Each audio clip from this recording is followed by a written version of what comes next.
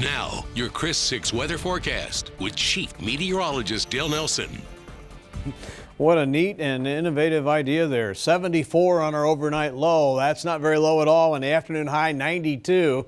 No rainfall yet, but there is some in the area, and the winds are gusty. So far today, 25 miles an hour. We'll top 30 tonight and tomorrow morning because we have a strengthening hurricane that's going to bypass us to the east. We're going to get on the counterclockwise flow around these northerly winds, and that is shoving some moisture on shore in the form of showers and thunder showers. None of this is heavy or severe, nor is it widespread. It's basically stray to isolated in nature, with most areas away from the coast not seeing any significant rain. You can see a little band out here to the west, but further west it stays dry, very dry.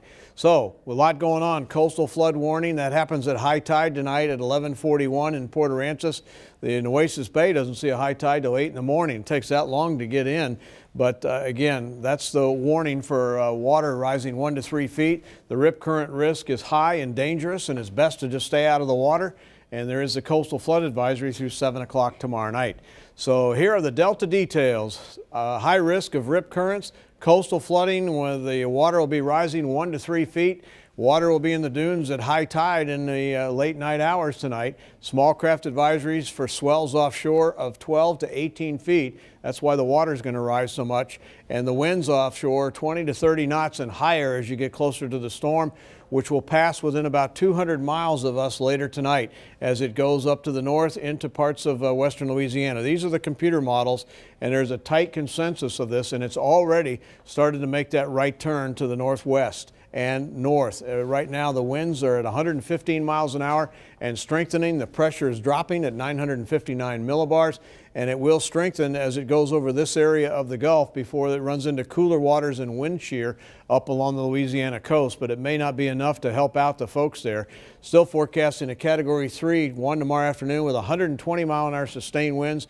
Goes in tomorrow night after sunset. That's bad because it's going to have landfall in the dark, and that makes things worse. There's going to be widespread power outages in this area of Louisiana, and it'll be at 1 a.m.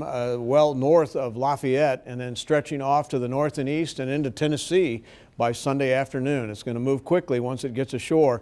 Moved along by this area low pressure that's protecting us from the storm coming here. I mentioned earlier this week, if this had been August, that wouldn't be there and we would be in trouble. But because of the southwesterly flow aloft, we're not, and there is no direct impact from this storm. Even the radius of tropical storm force winds in yellow bypass us by about 100 miles to the east, and there it goes into Louisiana. Again, they're the ones that are going to get clobbered by this system. There's the cooler water up to the north that will weaken the storm. Here's the high seas, 33 feet right now in the Gulf. That's the reason our water is going to get high here.